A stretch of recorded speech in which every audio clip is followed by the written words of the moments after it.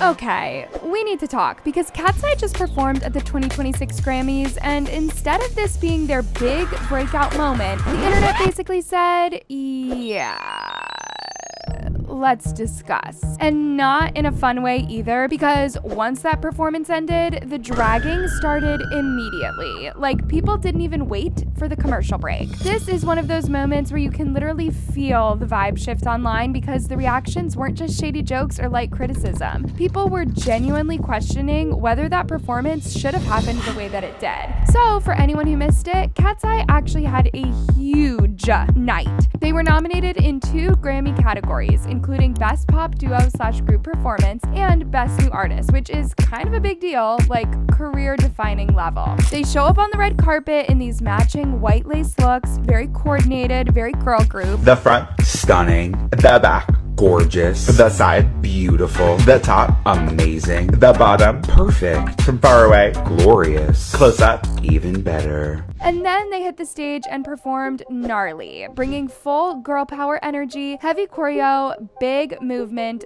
big moment.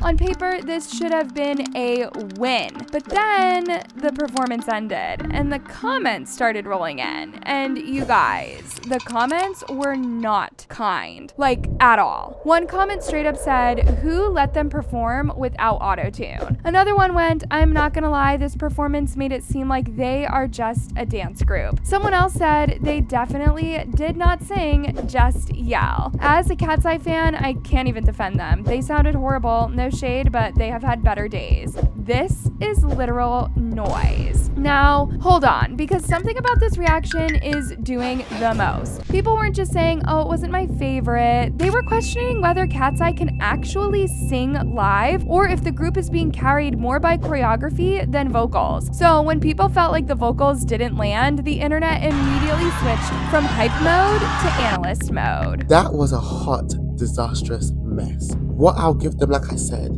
they're meant to be seen. Visually, they are a gorgeous group. They have good stage presence. They made use of every part of that stage. How and ever, this was not applying to the vocals.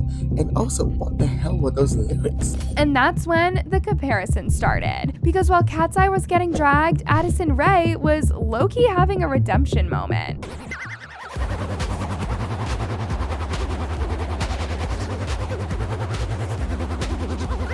And let's be honest, we used to read Addison down for her music relentlessly. But this time, people were actually impressed. One comment said, "I feel like she should be the new Britney Spears, but can't replace her." And another went, "Tatiana can teach her breath control lessons, but she ate this performance." Which only made the Katseye conversation worse because now people were like, wait, so growth is possible. But that's not all, because the Grammys didn't just give us performances, they gave us outfits. And y'all already know how this goes. Some people came to serve and some people, well, got served. And yes, I know what you're thinking about too. What if someone accidentally stepped on Chappell Roan's dress?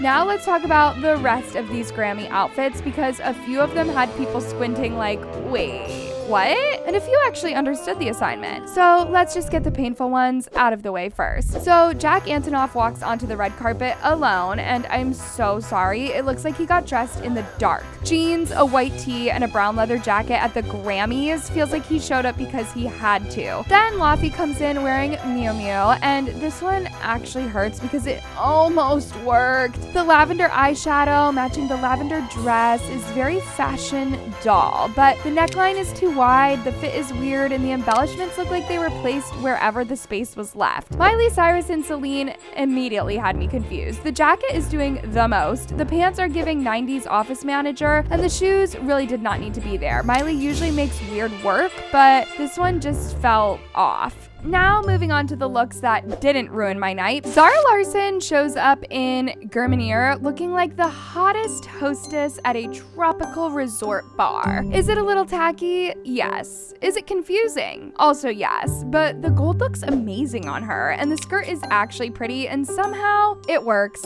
She still looks hot. Doechii stepped out in Roberto Cavalli, and instead of it wearing her, she wore it. The purple satin was loud on purpose, the sheer bust made sense, and the whole thing felt bold instead of messy. It wasn't safe, it wasn't boring, and it definitely wasn't forgettable. Now, let's talk about the people who actually ate. Pink Pantheress steps out in Vivienne Westwood, and yeah, this design is a little busy, but the colors look gorgeous on her, and the styling really pulls it together. Girl, tell me why she ate that. Billie Eilish came through in Hodakova, and honestly, this one worked. The layers, the chaos, all of it felt on purpose instead of just a lot, and the more you look at it, the better it gets.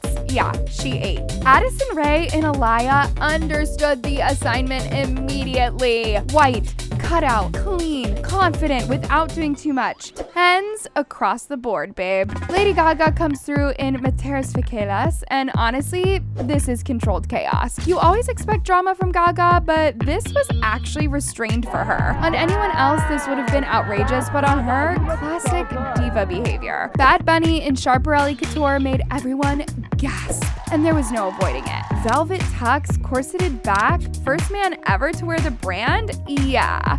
Ends. And finally, Sabrina Carpenter in Valentino. Softer than what we're used to from her, very demure, very vintage coated. The sheer capelet, cute. The skirt, though, is giving over-ruffled bedspread. Still a serve, just not her strongest one. And of course, because it wouldn't be the Grammys without it, somewhere in the middle of all the music and fashion, a Trump joke got thrown in, because during the show, Trevor Noah made a joke that very clearly struck a nerve. And by the next morning, Donald Trump was already online, absolutely losing it. That is a Grammy that every artist wants, almost as much as Trump wants Greenland.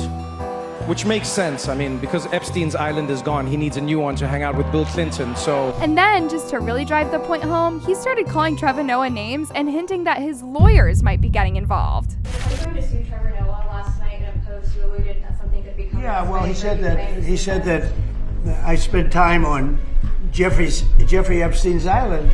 I didn't. I mean, he's a lightweight, this guy. He's a terrible, I think he's terrible. I thought he did a terrible job at the Grammys. Which is just very on brand, because nothing says unbothered like waking up furious over a late night award show joke and immediately talking about lawsuits. And honestly, that pretty much wraps up the Grammys this year. Now I want to know what you think. Do you think that Katseye deserved the backlash, or is the internet being way too harsh? Did Addison actually redeem herself, or are people overreacting? And which Grammys look are you still thinking about? Drop your thoughts in the comments, because this conversation is not done yet. And honestly, something tells me that this Katseye moment isn't over either. So yes, we will see what happens next.